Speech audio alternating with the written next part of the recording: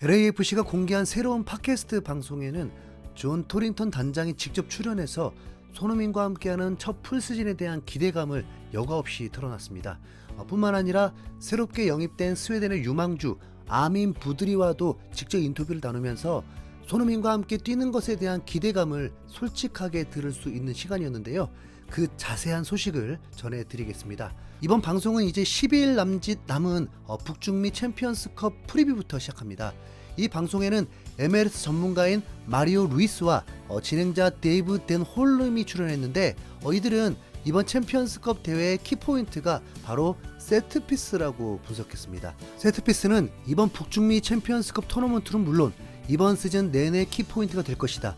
LAFC가 세트피스 전술에 집중한다면 아마 좋은 성과를 낼 수 있을 것이다 라면서 마리오 루이스가 먼저 운을 뗐는데요. 진행자 데이브 역시 이 동의하면서 그 분석에 동감한다. 특히 LAFC는 프리킥에서 아주 위협적일 것이다. 왜냐하면 손흥민이 있기 때문이다. 부안가도 훌륭한 키커지만 손흥민이 있는 LAFC에게 프리킥 기회를 주는 건 누구도 원하지 않을 것이다. 뿐만 아니라 손흥민 덕분에 우리의 코너킥 전술도 더 깔끔해졌다. 이번 시즌엔 코너킥에서도 더 많은 골이 나올 것 같다라면서 프리킥 스페셜리스트라고 불러도 무방한 손흥민의 존재를 그 이유로 꼽았습니다. 당연히 동의할 수밖에 없죠. 2025 MLS 올해의 골을 프리킥으로 받았고 또 밴쿠버와의 서부 컨퍼런스 준결승전 때도 정말 극적인 동점골을 폭발시켰으니까요. 오죽하면 토트넘 팬들이 이제 와서 후회하면서 손흥민이 토트넘에서 프리킥을 전담했으면 시즌마다 10골은 터뜨렸을 거라고 하겠습니까? 아마 MLS에서는 프리킥 정확도 1위라고 해도 부정할 수 있는 사람이 없을 겁니다. 일단 직전 시즌 활약만 봐도 그렇죠. 방송의 진행자인 데이브도 이런 말을 합니다. 손흥민이 원하는 곳에 정확히 볼을 차는 능력은 정말 대단하다. 이에 대해서 할 말이 많지만 우선 지난 시즌에 손흥민이 뛴 경기는 얼마 안 되는데도 벌써 여러 차례 골을 터뜨렸다.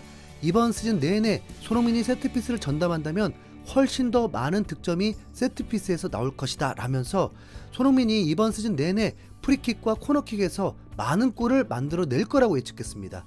솔직히 손흥민의 골 결정력이 좋다는 건 일찌감치 널리 알려진 사실이지만 이렇게 정교한 프리킥 실력까지 갖췄다는 건 MLS에서 직접 보기 전까지는 몰랐던 사람들이 전 세계적으로 많습니다.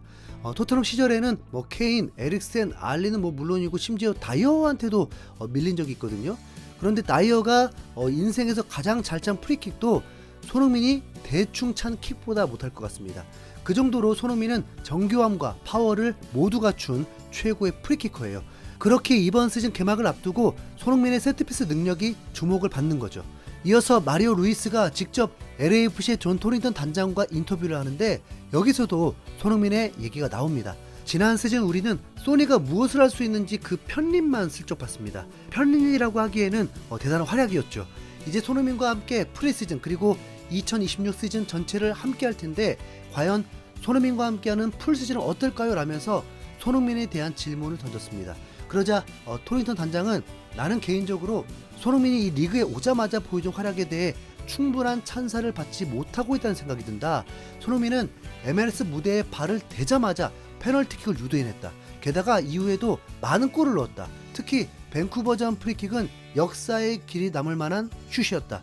결과가 패배였다는 게 아쉬울 뿐이다. 하지만 손흥민이 팀에 합류한 이후 계속되는 그의 영향력에 흥분할 수밖에 없다. 선수들은 손흥민을 중심으로 단단하게 뭉쳐있고 손흥민이 최고의 활약을 할 수 있도록 도와주려고 한다. 반대로 손흥민도 그 선수들의 최고의 모습을 끌어내고 있다. 손흥민은 정말 특별하다. 그는 필드 안팎에서 이 구단 전체를 상승시키고 있다.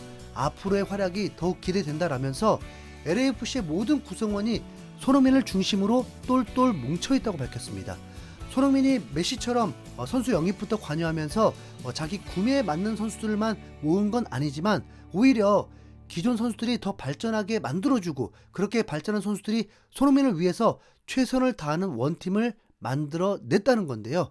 이들은 여기서 한 발 더 나아가서 손흥민이 메이저리그의 스타 선수 오탄이나 NBA의 슈퍼스타 르브론 제임스와 비교될 만한 축구계의 아이콘이라고 말합니다. 루이스가 먼저 토링턴에게 모든 스포츠 구단들은 손이나 오타니, 르브론 같은 상징적인 선수를 영입하면 모든 걸 걸려있는 모습을 보인다.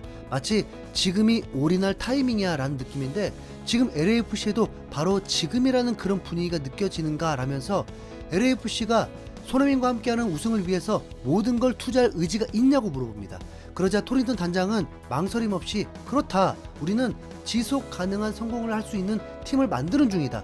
이건 가장 어려운 과제이지만 소니와 함께라면 가능하다라면서 손흥민이 오기 전에도 우승을 노리고 있었지만 손흥민이 온 뒤에는 그게 확실히 가능할 거라며 우승에 대한 자신감을 보였습니다. 작년에는 아쉽게 실패했던 우승을 위해서는 창의적인 미드필더가 있어야 된다는 게 많은 전문가들의 분석이었는데요. 솔직히 올해 LAFC 영입에 대해서 실망스러운 부분도 분명히 있었지만 그래도 아민 부들이라는 유망주의 영입은 좀 지켜볼 만한 것 같습니다. 현재로서는 손흥민, 부안가와 함께 3톱의 일원으로 출전할 가능성이 있는데, 이 선수가 직접 인터뷰에 나와서 손흥민을 언급한 내용도 있습니다. 루이스가 직접 부들이와 인터뷰를 하면서 작년에 LAFC는 손흥민과 부안가라는 리그 최고의 다이나믹 듀오가 있었다. 여기에 당신까지 포함하면 괴물 같은 3톱이 될 수 있을 것 같은데 흥부 듀오와 어떤 시너지를 낼 수 있을 거라고 기대하는가 라면서 흥부 듀오와 궁합에 대해 물었습니다.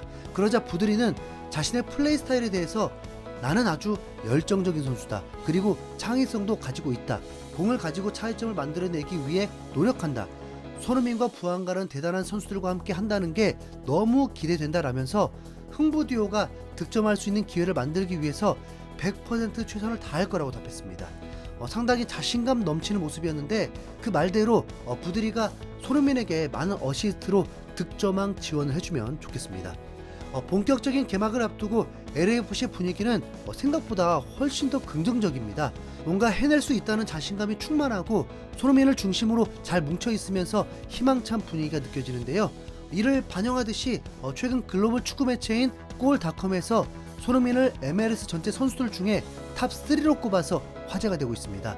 이 매체에서는 MLS의 2026 시즌 개막을 앞두고 직전 시즌 맹활약했던 선수들 중에서 최고의 선수 25인을 뽑아 랭킹을 매겼는데요.